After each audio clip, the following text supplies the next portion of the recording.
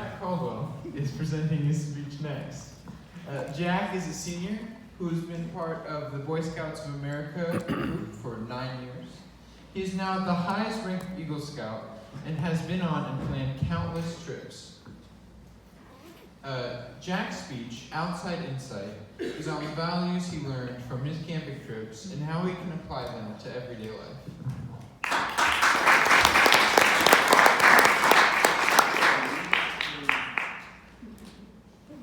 Thank you. So, show of hands, how many of you have ever been camping before? All right, almost everyone. Now, as Jacob said, I'm a Boy Scout and an Eagle Scout, so I love to camp.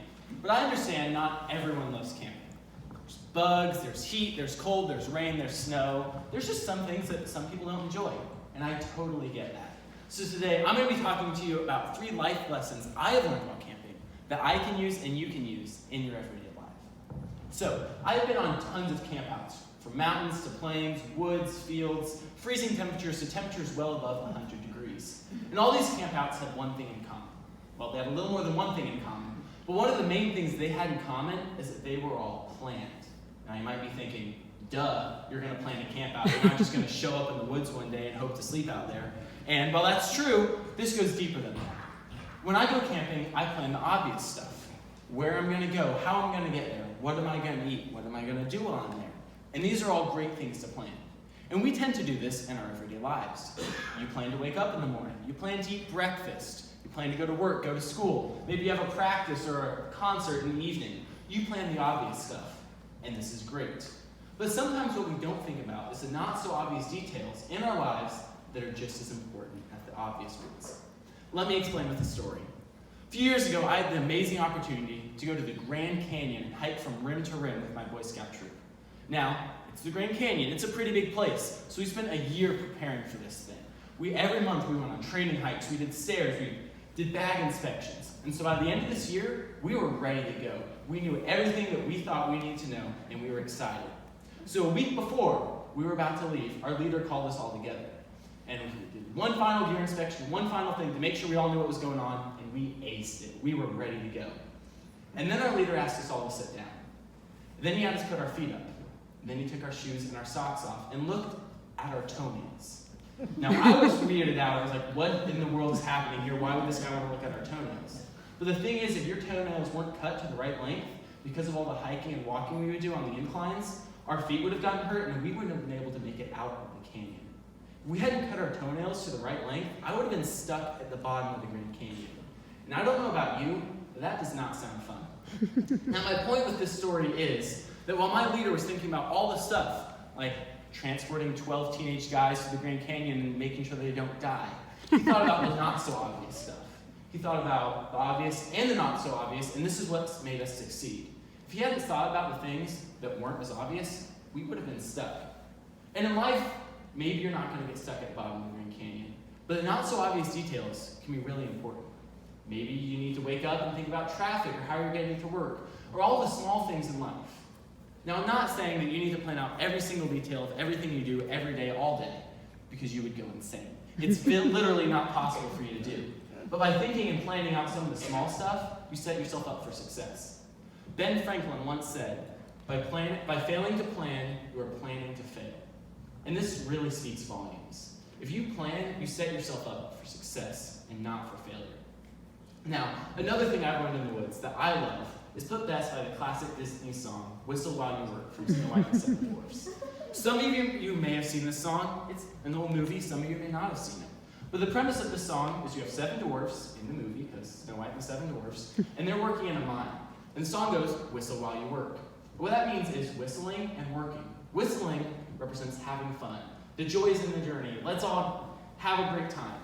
And then the work part represents working. There's lots of unpleasant things in our life. That's just a plain fact. In your life, you're going to have to do stuff that you don't like to do. You've probably already done it. If you haven't, good for you. It's coming. Don't worry. But the thing is, there are always things that aren't going to be fun, but you can find ways to whistle while you work and make them fun. When I was preparing for the Grand Canyon, we went on a 25-mile hike in the pouring down rain. When I say pouring down rain, I mean it had been raining for 2 days before, it rained 2 days after, it rained the whole day we were there, and when rain meets dirt, you get mud. And walking 25 miles in mud is not a fun experience. Our boots were falling off, it was up to our knees sometimes. I was just drenched in mud. And for the first 5 miles, our whole group was pretty miserable. We're all just out there not saying a word, just regretting every life choice we ever made. And it wasn't the most fun experience. But then we decided to start singing together. We told jokes, we played trail games, and while we still had to walk 25 miles, we enjoyed those 25 miles. It was not the funnest thing I've ever done, but I didn't have a miserable time. My point is, you can find ways to turn tasks into games. You can enjoy yourself, you can have fun, but you can't take this too far. I remember one time I was on a freezing cold campout. When I say freezing cold, I mean like -7. It was cold.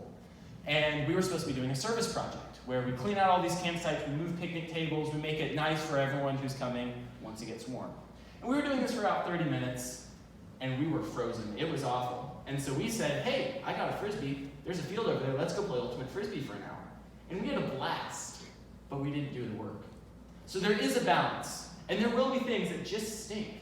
But you can find ways to enjoy life, and you can find ways to have a blast.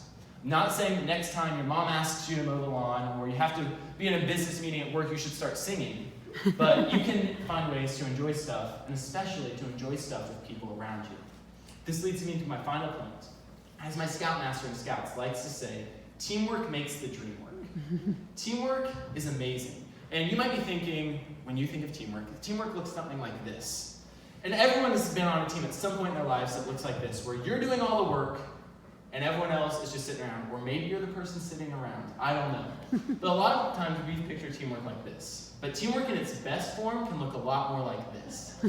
Teamwork can look where you're working with those around you, creatively, not creatively, to accomplish something better. Teamwork is a necessary part of our lives, and you need to embrace that. I remember when I was on a Brookville Lakes outing, is what we called it, because we were at Brookville Lakes. And we got there, it was winter, we got there about 5 o'clock, and it was dark outside. And we had 3 things we had to do. We had to set up our kitchen, so we had something to eat. We had to set up a big dining fly, so we had somewhere to eat. We had to set up our tents, so we had to somewhere to sleep at night. All of these things are very important. And we could have said, all right, everyone's going to do this, now everyone's going to do this. But then we would have had food and nowhere to sleep, or sleeping place and no food. And so we decided to divide and conquer, like you do. And so we divided up, and we had different teams working on each thing. And we were all in teams doing this, but for this to work, we had to trust each other. Teamwork only works with trust. The group on the tents had to trust that the group on the food wouldn't eat all the food before they get there, or had to trust that they wouldn't burn the food. The group over on food had to trust that the tent team wouldn't just set up their own tents and not the other people's tents. Teamwork requires trust. You can't just run around micromanaging everyone, because that doesn't show trust, and then you're not doing your work, and you're inhibiting them from doing their work. Now, on the flip side of this, you can't sit back and let your team do all the work and take advantage of it. Teamwork requires trust that everyone pitches in and does what they say they'll do. On every campout I've ever been on, we do something called a police line, which is where we all line up in a row and walk across our entire campsite, and we walk back, picking up any trash we find along the way, so we leave the campsite better than where we found it, which is a great idea. And the way we make sure everyone does this is we have a couple adult leaders walk behind us and look for any trash. And if we miss trash, we do it all again. And I remember one time we had a campout of 30 boys, so a pretty good group. And we were all walking, and there were a couple boys who looked around and saw all these other guys out here picking up trash. And so they thought, hey, why do I need to pick up trash? Look at all these other people, they'll carry me. And so they just walked along, but they were responsible for their strip. So we walked down, and we walked back. And then our leader found trash. And so we walked down, and we walked back. And we found more trash. And in the end, we did this 21 times, which is a long time to be out picking up trash, let me tell you. My point is, you have to have your teammates' backs. You have to work together. Now, if you're struggling or you need help, that's fine. Let your team know so that they can help you out. Because in teamwork, when you start something together, you finish something together.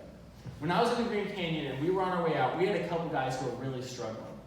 And we could have said, all right, you're almost there. We'll just sit over here. You catch your breath. Good luck. Or we could have just taken off and said, see you at the top if you make it. But no, we took their packs off and put them on our own backs. Because when you start something as a team, you finish it. You're something as a team. Teamwork is about having each other's backs and working together to accomplish your common goal. Now, you might be thinking, I'm not going to go hike the Grand Canyon. What team am I on in my life? Well, the point is, we're all on teams. Your coworkers are your team. Your friends are your team. Your family is the most important team you'll ever be on.